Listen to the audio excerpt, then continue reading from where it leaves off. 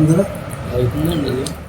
ఎండల దాటికి ప్రజలే కాదు సకల జీవరాశులు ఇబ్బందులు పడుతున్న పరిస్థితి నెలకొంది. ముఖ్యంగా గోదావరి జిల్లాలో రికార్డు స్థాయిలో బాణుడు ప్రతాపం చూపించడంతో భూమిలో చెట్టు పొదల్లో ఉన్న జాతి సర్పాలు నివాసాల్లోకి చేరుకుంటున్నాయి. ఇక మానవతా దృక్పథంతో గోదావరి ప్రజలు స్నేక్ క్యాచర్స్ సైతం వాటిపై ప్రేమ చూపిస్తున్నారు. ఆ ప్రేమ ఎలా ఉంటుందంటే ఒక పాము రాగానే నీళ్లు పోసి ఆరాధిస్తున్నారు. గోదావరి జిల్లాలకు సంబంధించి కోనసీమ ముమ్మిడివరం మండలంలో ఒక ఉపాధ్యాయుడి నివాసానికి భారీ తాచుపాము చొరబడింది. పాము పడగ విప్పిన తర్వాత వాటి సర్పం ముఖ్యంగా నామాలు సైతం ప్రత్యేకంగా కనిపిస్తూ ఉన్నాయి.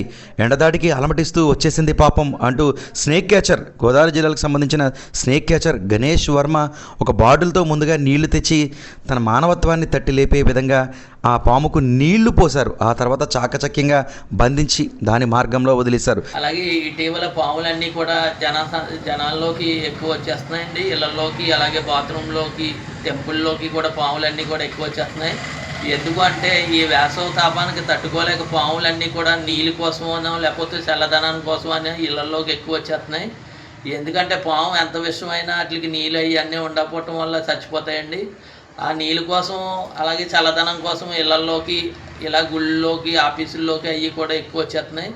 ప్రజలందరూ కూడా ఈ వేసవకాలం, ఎందుకంటే చేలయ్యి రైతులు కోతలయ్యి కోయటం వల్ల, అలాగే ఇక్కడ ఉపాధి హామీ పథకం చుట్టుపక్కల ఉన్న డొంకలు, బోధులు అవన్నీ బాగు చేయటం వల్ల పాములకి ఎక్కడా కూడా చోట్లేక ఇళ్లలోకి, అలాగే చుట్టుపక్కల ఉన్న టెంపుల్లోకి, స్కూల్లోకి అన్నిటిలోకి వచ్చేస్తున్నాయండి.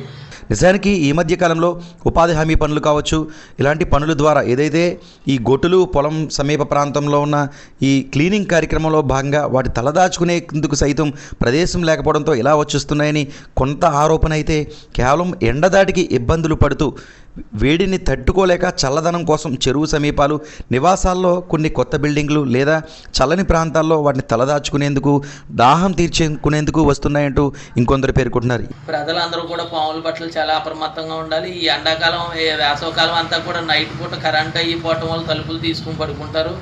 అలాగే తలుపులు తీయటం వల్ల పాములన్నీ కూడా ఇళ్లలోకి ఎక్కువ చొరబడతాయండి.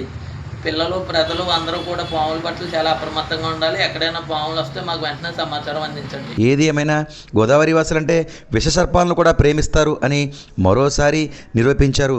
జాతిపాము కరిస్తే ఏమవుతుందో అన్న ఏమాత్రం ఆలోచన కూడా లేకుండా దానికి నీళ్లు పోసి ఆరాధించి, బంధించి ప్రశాంతమైన వాతావరణంలో వదిలేసినట్టుగా స్నేక్ క్యాచర్ గణేష్ వర్మ తెలియచేశారు.